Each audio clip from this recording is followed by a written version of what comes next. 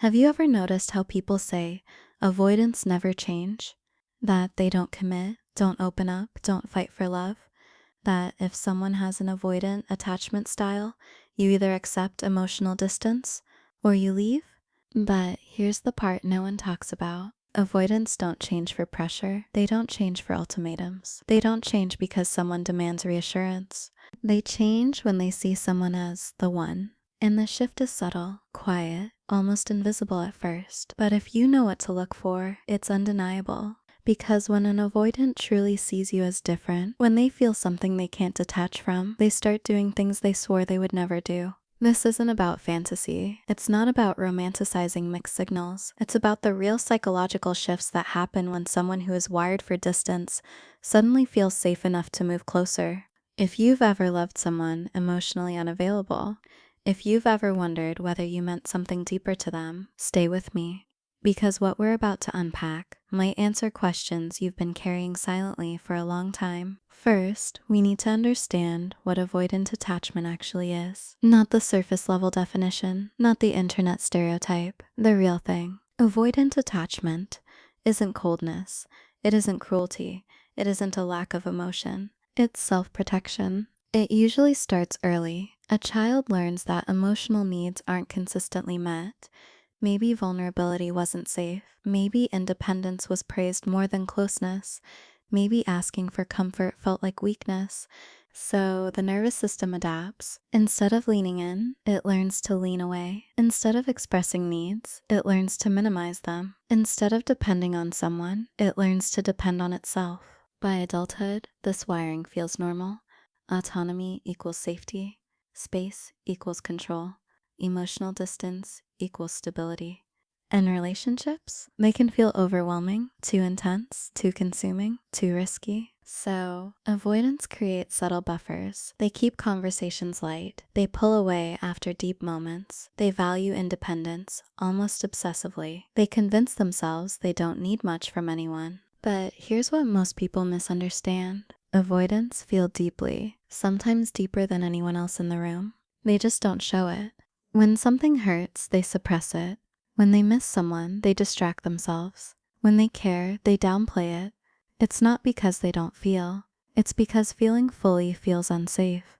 Imagine having a heart that wants connection, but a nervous system that interprets closeness as danger. That's the internal conflict.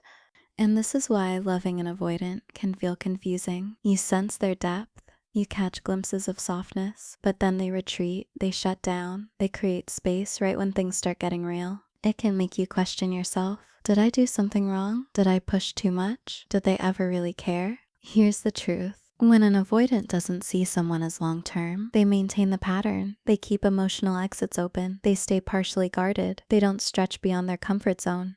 But when they start seeing someone as the one, something shifts internally. Not because they suddenly become anxious, not because they lose their independence, but because for the first time, closeness doesn't feel like a threat, it feels like home. And that shift doesn't happen because of intensity. It doesn't happen because of chasing. It doesn't happen because someone proves their worth over and over again. It happens because of emotional safety. Calm consistency, no games, no pressure, no chaos. Avoidants are used to relationships that activate their defenses. Drama pushes them away, demands overwhelm them, emotional unpredictability triggers withdrawal. But when someone shows up steady, grounded, patient, when they respect boundaries without abandoning connection, the avoidant nervous system starts to relax. And when it relaxes, walls lower, slowly, carefully, but genuinely. They start to feel something they haven't felt before in relationships. Safety without suffocation, closeness without chaos. That's when the idea of the one forms in their mind. Not in a dramatic, movie-like realization. Not with fireworks or obsessive intensity. It's quieter than that. It sounds like this inside their head. I don't feel the need to run. I don't feel drained after talking to them. I actually miss them. I feel calm here. For someone wired to associate intimacy with pressure, calm is everything. And once that realization begins, behavior changes follow. Subtle at first, but meaningful.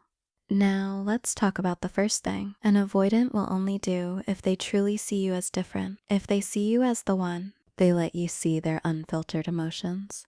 This is rare. Avoidants are masters at emotional control. They'll talk about ideas, plans, goals, surface level thoughts, but when it comes to raw feelings, that's locked behind layers of armor. So if they start sharing childhood memories that shape them, if they admit fears they normally hide, if they tell you what actually hurts them instead of brushing it off, that's not casual. That's trust. And trust, for an avoidant, is sacred. When they open up, you might notice it doesn't come with grand declarations. It might happen late at night, or in a quiet car ride, or in a random vulnerable moment when they feel safe enough to drop the mask for a second. They might say something like, "I don't usually talk about this." Pay attention to that, because what they're really saying is, "I don't usually let anyone see this part of me." When they see you as the one, they stop performing emotional strength. They stop pretending everything rolls off their back. They let you see the cracks. And for someone who built their identity around self-sufficiency, that is massive. It means they're overriding their core defense system. Their nervous system learned that vulnerability equals risk. So choosing to be vulnerable with you is their way of saying, consciously or not, you feel safer than my fear. Let that sink in. They're choosing you over their coping mechanism. That's not something they do lightly. You might even notice they become more emotionally expressive over time. Maybe they start checking in on how you feel. Maybe they admit when something bothered them instead of going silent. Maybe they even say they miss you first. For most avoidants, that's uncomfortable territory. Initiating emotional depth feels exposing, but when they see you as irreplaceable, the discomfort becomes worth it because losing you feels scarier than feeling exposed. And that's the key shift. Avoidants don't open up because someone demands it. They open up because they don't want to lose what feels safe. If you've experienced this with someone, you know how different it feels. It's softer, more grounded. There's less defensiveness, less pulling away after closeness. It feels like they're meeting you halfway. And if you've never experienced that from them, it's not because you weren't enough. It's because their system didn't reach that level of safety. That's important.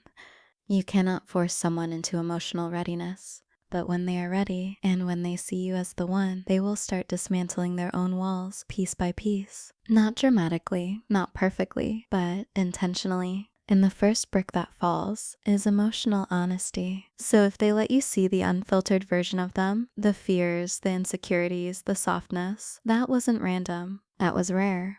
And it meant something deeper than they probably even knew how to say. We're only 5 sections in, and already you can see the pattern. Avoidants don't change because they're pressured. They change because they feel safe enough to want to. And when that happens, the things they swore they'd never do start becoming natural. And this is just the beginning.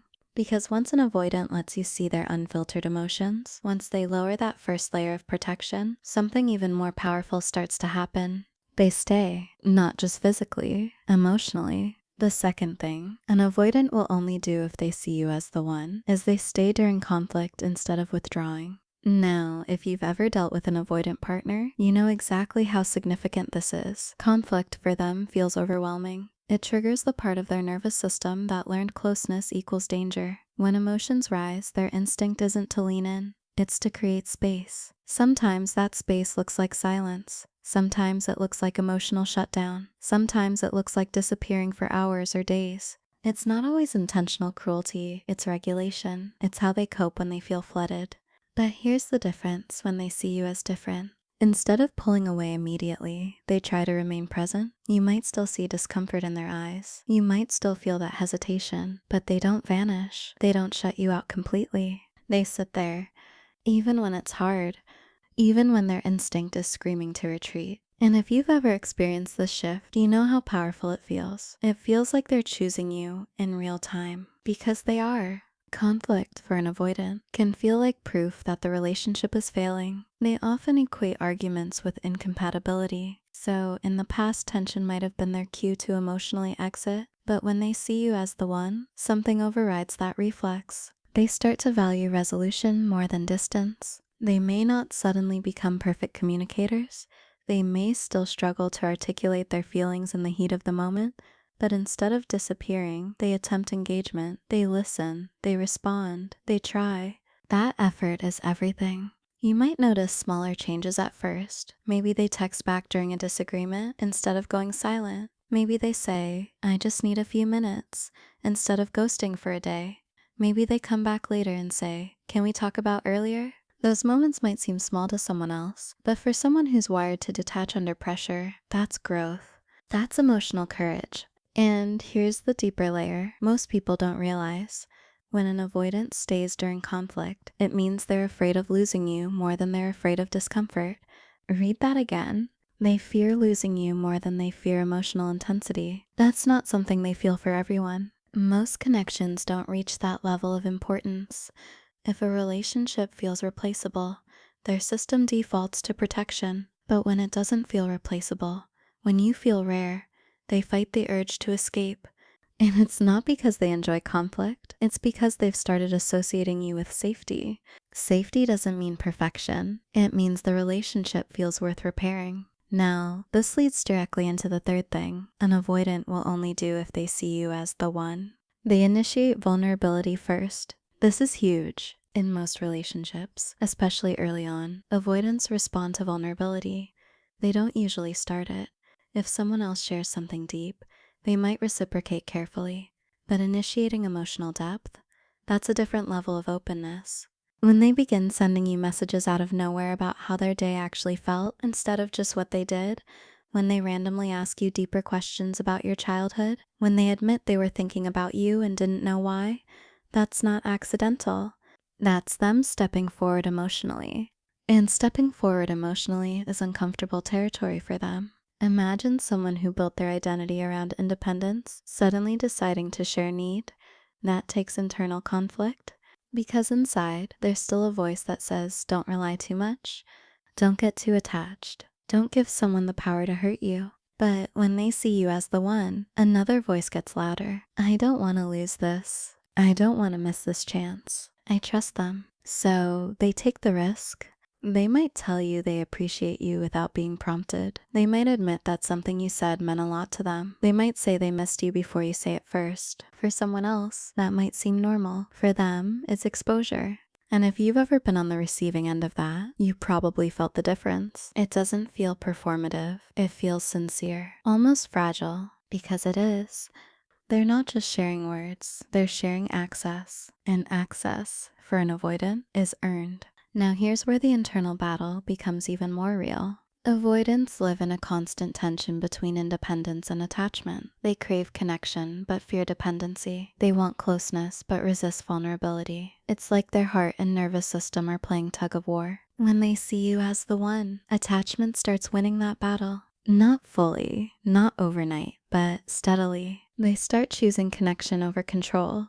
That's when you might notice something else shift. The fourth thing an avoidant will only do if they see you as the one is they make long-term plans without hesitation. This one is powerful because long-term planning requires emotional investment. It means imagining a future where you're still there, and imagining that future means acknowledging you matter. Avoidants usually keep their options open emotionally, not because they're always looking for someone else, but because certainty feels risky. If they don't fully invest, they can't be fully hurt. But when they start saying things like, we should plan a trip next year, or when we move, or I could see us doing this someday, something inside them has shifted. Future talk becomes natural instead of awkward. And this isn't about casual dreaming, it's about integration. They start introducing you to their inner world more intentionally. Maybe they bring you around people who matter to them. Maybe they include you in decisions that used to be entirely independent. Maybe they ask for your opinion about things that affect their life long term. That's trust. Because long-term planning means emotional commitment. And emotional commitment means risk. For someone who fears loss deeply but hides that fear, well, choosing long-term investment is a vulnerable act. It means they're accepting the possibility of pain because the connection feels worth it. That's not something they do lightly. And finally, the fifth shift that happens when an avoidant sees you as the one is subtle but deeply meaningful. They begin prioritizing you over their automatic need for space.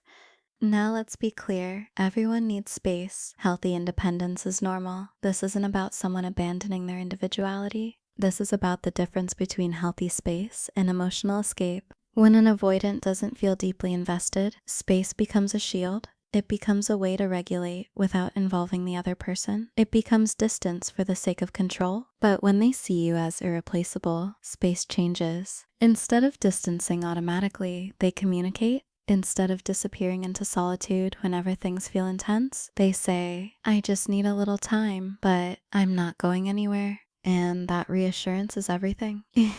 You might notice they start integrating you into their daily life more naturally. They text you during the day without feeling obligated. They invite you into routines that used to be strictly solo. They check in even when they're busy, not because they feel pressured, because they want to. And that's the difference. When an avoidant prioritizes you, it's intentional. They're overriding old patterns. They're softening defenses. They're allowing someone to matter in a way that feels unfamiliar but right. And if you've experienced this, you know it feels different from surface level attention. It feels steady, calm, grounded. It doesn't feel like chaos. It feels like safety, choosing safety. By this point, you might be reflecting on your own experience. Maybe you saw some of these shifts. Maybe you didn't. Maybe you're realizing that what felt small at the time was actually significant. And here's something important to remember. If someone didn't reach this level with you, it doesn't mean you weren't worthy. It means their nervous system didn't reach safety. You can't force readiness. You can't compete with someone's internal wiring. But when they are ready, and when they truly see someone as the one, the changes are undeniable. They stay during conflict. They initiate vulnerability. They plan long term. They prioritize connection over distance. And most importantly, they choose closeness, even when it feels scary. That's not casual behavior. That's someone slowly dismantling lifelong defenses because the connection feels too meaningful to lose. And we're only halfway through this journey. Because everything we've talked about so far, the vulnerability, the staying during conflict, the long-term planning, the prioritizing you over distance, all of that leads to something even deeper. The sixth thing, an avoidant will only do if they see you as the one, is this: they repair after pulling away. Now, let's be honest. Even when an avoidant loves deeply, even when they care more than they're comfortable admitting, they will still sometimes retreat. That wiring doesn't disappear overnight. Stress, overwhelm, emotional intensity, those triggers don't magically vanish. But here's the difference. When you're not the one, they pull away and stay away. Or they come back casually, without acknowledgement, no explanation, no accountability, just a reset as if nothing happened. When you are the one, silence doesn't sit right with them anymore. They feel the distance. They notice the shift. And instead of pretending it didn't happen, they come back to repair it. Repair might look awkward at first. It might not be a perfectly worded apology. It might sound like, I know I disappeared earlier. I just needed space, but I shouldn't have handled it like that. For someone who built their survival around emotional independence, that sentence is huge because repair requires accountability. Accountability requires vulnerability. And vulnerability requires admitting that someone matters enough to explain yourself to. When an avoidance starts repairing instead of resetting, it means the relationship has moved from convenience to commitment. They don't want unresolved tension lingering between you. They don't want cracks forming quietly. They don't want you questioning whether you matter. That's growth. And here's why this is such a massive emotional milestone. Avoidants are used to self-soothing alone. When they pull away, it's often to regulate internally. But coming back to repair means they're now considering your emotional experience, not just their own. They're stepping outside of self-protection and into relational responsibility. That's not something they do for just anyone. And if you've ever experienced this shift, you know how meaningful it feels. It feels like they're not just protecting themselves anymore. They're protecting the connection. Now, let's go even deeper. The seventh thing an avoidant will only do if they see you as the one, is they allow themselves to need you. This is the one that changes everything. Avoidants pride themselves on self-sufficiency. They solve their own problems. They process their own emotions. They carry their own stress. Needing someone feels dangerous because needing someone means giving them the power to disappoint you. So they avoid that feeling altogether. But when they truly see someone as irreplaceable, something shifts internally. They stop pretending they don't need anyone. You might notice it slowly. Maybe they ask for your advice about something personal. Maybe they tell you they're having a hard day instead of brushing it off. Maybe they lean into your support instead of saying, I'm fine. That word, fine, is usually their shield. When they start replacing I'm fine with honesty, that's trust unfolding in real time. And then there are the quieter moments, when they admit they miss you, when they say they feel calmer around you, when they reach for you during stress, instead of isolating. Those moments may seem simple, but for someone wired to detach under pressure, they are revolutionary. Because allowing themselves to need you means allowing themselves to be emotionally dependent in small ways. And emotional dependency for an avoidant has always felt unsafe. But now it feels worth it. That's how you know it's different. When the risk of needing you feels smaller than the fear of losing you. And this leads us into something even more profound. The moment an avoidant realizes you're the one. Contrary to what movies teach us, it's not dramatic, it's not obsessive, it's not chaotic passion or sleepless nights filled with anxiety. It's calm, it's steady, it's the absence of the urge to run. The realization doesn't usually hit like lightning. It builds quietly over time. It's in the way they don't feel drained after spending time with you. It's in the way they don't feel suffocated by closeness. It's in the way silence between you feels peaceful instead of awkward. They start noticing something unfamiliar. They feel safe being themselves. They don't feel the need to impress. They don't feel the need to escape. They don't feel the internal alarm bells that usually ring when things get too intimate. And that calm, that's everything. For someone who associates love with overwhelm, calm is sacred. That's when the thought begins forming quietly. This feels different. I don't want to lose this. I can see a future here. And here's something important to understand. Avoidants don't always say those words out loud immediately. Their realization often comes before their confession. They may act differently before they label it. That's why behavior matters more than promises. If their actions show consistency, vulnerability, repair, integration, that's the evidence. Now, let's pause for a reality check, because this part matters just as much as everything else. Even if an avoidant sees you as the one, love alone is not enough without growth. Seeing someone as irreplaceable doesn't automatically erase attachment wounds. It doesn't instantly transform communication patterns. It doesn't eliminate fear overnight. Growth still requires intention. An avoidant who truly values you will not only soften emotionally, they'll start working on themselves. They'll reflect. They'll try to communicate better. They'll become aware of their triggers. Not perfectly, but consciously. And this is where your self-respect comes in. You can recognize their effort without abandoning your boundaries. You can appreciate their growth without tolerating emotional neglect. Because being the one doesn't mean accepting crumbs. It means witnessing real change. And real change is visible. It's in the consistency. It's in the accountability. It's in the willingness to stretch beyond comfort zones. If you ever find yourself questioning whether you mattered, look at the pattern, not the promises. Did they fight for resolution? Did they initiate vulnerability? Did they include you in their future? Did they repair when things broke? Did they allow themselves to need you? Those behaviors don't come from obligation, they come from attachment, and attachment, for an avoidant, is sacred territory. Now, as we approach this final stretch of today's journey, I want you to reflect on something personal. If someone did these things for you, if you saw those shifts, you were never just an option. You weren't convenient. You weren't temporary. You weren't someone they passed time with. You were someone who made their nervous system feel safe enough to soften. And that's rare. Even if the relationship didn't last, even if circumstances changed, even if fear won at some point, if they showed you these behaviors, you reached a part of them that most people never see. That matters. And if you're still waiting for these signs from someone who hasn't shown them, remember this too. Potential is not the same as progress. Hope is not the same as evidence. You deserve actions that match the depth of your heart.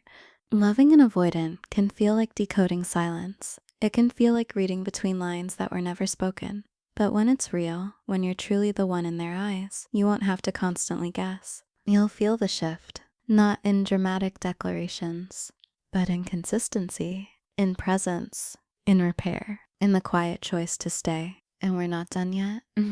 Because there's still more to uncover about what happens when an avoidant fully understands what they stand to lose and what that realization makes them do next.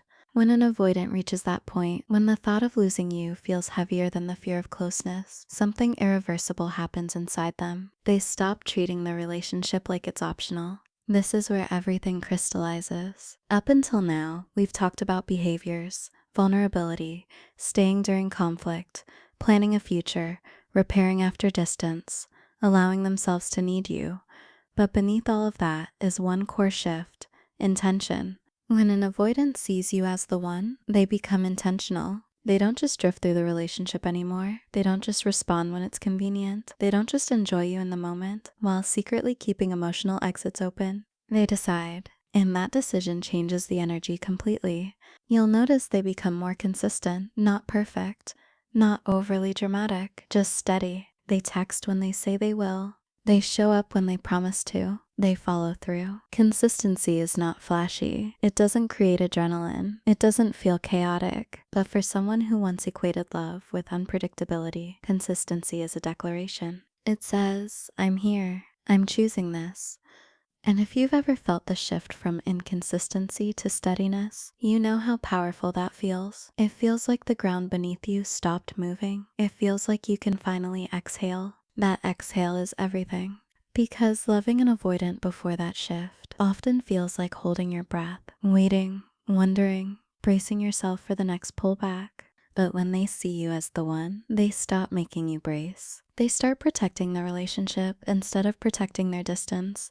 And here's something deeply important. When an avoidant chooses you, it's not impulsive. It's not driven by infatuation. It's not based on fantasy. It's calculated. They've observed how they feel around you. They've noticed that their usual triggers aren't as loud. They've tested emotional closeness in small doses and realized it didn't overwhelm them. Their decision is quiet but solid, and that solidity is rare. Now let's talk about what happens internally when they realize they could lose you. This is the moment that often accelerates growth. Avoidants are experts at minimizing emotions until something feels threatened. When the possibility of losing someone they truly value becomes real, it shakes their internal world. Not because they're dramatic, but because they've invested more than they allowed themselves to admit. Suddenly, the walls they relied on don't feel protective anymore. They feel isolating. And that's when you might see urgency. Not panic, not desperation, but urgency. They might communicate more clearly. They might express feelings more openly. They might actively work to fix patterns they once ignored. Because now it's not theoretical. Now it's real. They understand that love requires participation, and participation requires effort. This is where some avoidants evolve. They begin reflecting on their attachment style. They start recognizing how their coping mechanisms have impacted the relationship. They may even say things like, I know I tend to shut down, or I'm trying to handle things differently. That self-awareness is massive. It shows they're no longer operating on autopilot. They're choosing consciousness over conditioning. And that choice doesn't happen for just anyone. But here's the part that's important for you, the viewer, the one who loved deeply. Even when an avoidant sees you as the one, you should never have to shrink yourself to keep them. Their growth should not depend on your silence. Their comfort should not require your self-abandonment. Real love, even from someone avoidant, expands both people. If you're the one always over-explaining, over-accommodating, over-waiting while they give minimal effort, that's not the dynamic we've been describing. When they see you as irreplaceable, they meet you, not halfway, once, but consistently. Now let's bring this full circle. Remember how we started? With the idea that avoidants don't change, that they don't commit, that they're emotionally unreachable. The truth is more nuanced. Avoidants don't change under pressure. They change under safety. They don't open up because someone demands reassurance. They open up because someone feels like home. They don't fight for just any connection. They fight for the one that feels steady, calm, and grounding. And if you've ever experienced that shift from someone who once felt distant, you know how undeniable it is? It's in the way their voice softens when they talk about the future. It's in the way they look at you during difficult conversations instead of away. It's in the way they say we, naturally. It's in the way they come back after conflict with intention instead of ego. It's subtle, but it's powerful. Now, here's something that might hit deeply. Sometimes an avoidant realizes you're the one after you're already gone. Distance can bring clarity. When the safety you provided is no longer accessible, they feel the absence. An absence, for someone who suppresses emotion, can surface feelings they buried, That's when regret sometimes shows up. But here's the key difference. Regret is not the same as readiness. Just because someone misses you doesn't mean they've grown. Just because they recognize your value doesn't mean they've dismantled their patterns. Growth is measured in behavior, not longing. And you deserve behavior. So whether you're currently with an avoidant, healing from one, or questioning someone's intentions, remember this. If they see you as the one, you won't constantly feel confused. You won't constantly feel like you're auditioning for consistency. You'll feel chosen. Not loudly, but steadily. And steady love might not trend on social media. It might not look cinematic, but it lasts. It feels like peace instead of adrenaline. It feels like calm instead of chaos. And for someone wired to run from intensity, choosing calm with you is the ultimate sign. So if they did these things, if they stayed, opened up, repaired, planned, leaned in, and chose consistency, then no matter how the story unfolded, you were never just an option. You were someone who reached their guarded heart. And that's not small. At the same time, if you're still waiting for these signs and they're not showing up, don't lose yourself trying to earn them. Love should not feel like decoding silence forever. You are not meant to prove your worth to someone's fear. You are meant to be met with effort that matches your depth. And here's the beautiful truth. Secure love exists, growth exists, people can evolve, but only when they choose to. An avoidant who truly sees you as the one doesn't just feel differently, they behave differently. And behavior is the loudest confession of all. So take a breath, reflect on your story, look at the patterns, not just the words. And remember, the right love won't make you question whether you mattered.